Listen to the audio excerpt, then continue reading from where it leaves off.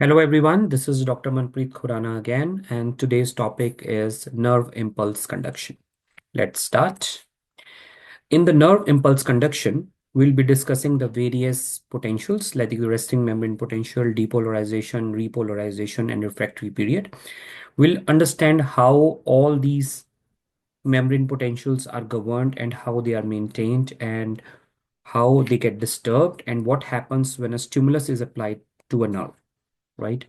Now, if you see this side, we have the nerve membrane. So if you see, I've highlighted it. This is the nerve membrane. You can see that these neurons, this is a neuronal membrane, they maintain a resting membrane potential of around -70 to -90 millivolt. Now, why they are talking about this negative sign and what it signifies? Now, what happens when they find out the membrane potentials? They put an electrode inside the inner membrane of the neuron.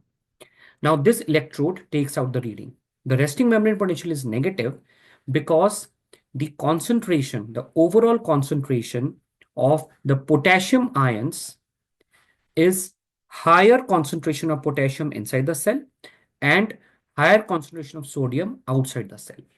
Now, if you see, the sodium ions are being shown here outside and the potassium ions are shown inside. Now, how this potential gradient is maintained? This gradient is mainly maintained because of the active transport mechanism, which is governed through the sodium-potassium pump. Now, it maintains this gradient by pumping 3 sodiums out and 2 potassiums inside. So the overall gradient is becoming negative inside because of the relative concentration of the ions. That is the sodium and the potassium ions. There are some leak channels. Leak channels, they are passive and they also allow some of the sodium and potassium to leak across the membrane, contributing to the resting membrane potential, which is around -70 to -90 millivolt. Now, let's discuss what happens next. Depolarization. Now, what happens is whenever a nerve receives a stimulus, right? So what happens is the sodium channels open. Now, let's see how it happens. Now, if you see in this diagram, the second stage is the depolarization. So what is happening in depolarization is the sodium channels, they open and they allow sodium to go inside of the cell from outside.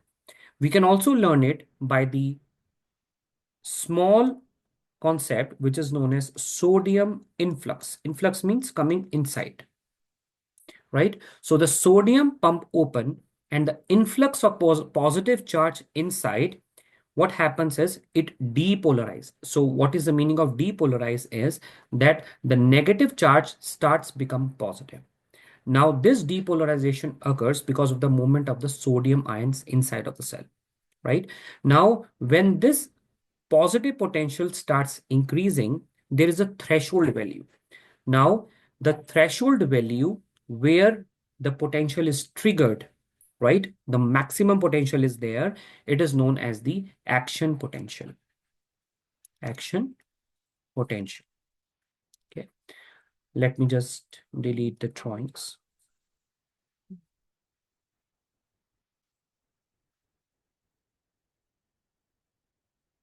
Now, if you see, let's understand what is action potential. Okay.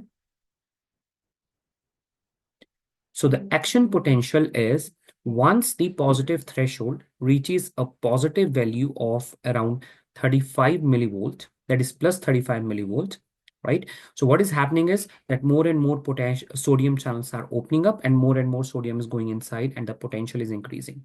So at the peak of the action potential, the sodium channel ions becomes inactivated and the potassium channels open. Now what is happening?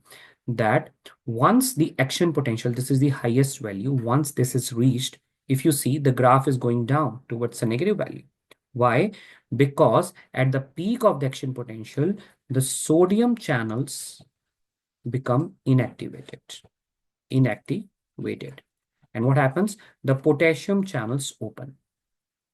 So here the potassium channels are opening up.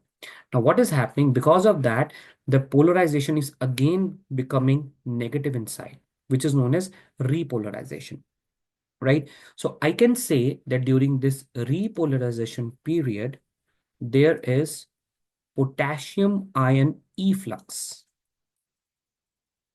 or the outward flow, right? So if you see in this diagram, the potassium is going out of the cell. Here, the sodium was coming inside of the cell. So here it was sodium influx, and here this is potassium efflux. So we can learn these three things by just memorizing that the resting membrane potential, which was minus 70 millivolt around to minus 90, this is maintained because of the active sodium potential pump, where 3 sodium were thrown out and 2 potassium were thrown inside. Okay, 2 potassium were thrown inside. Then came the concept of depolarization, which is due to sodium influx. So what happened?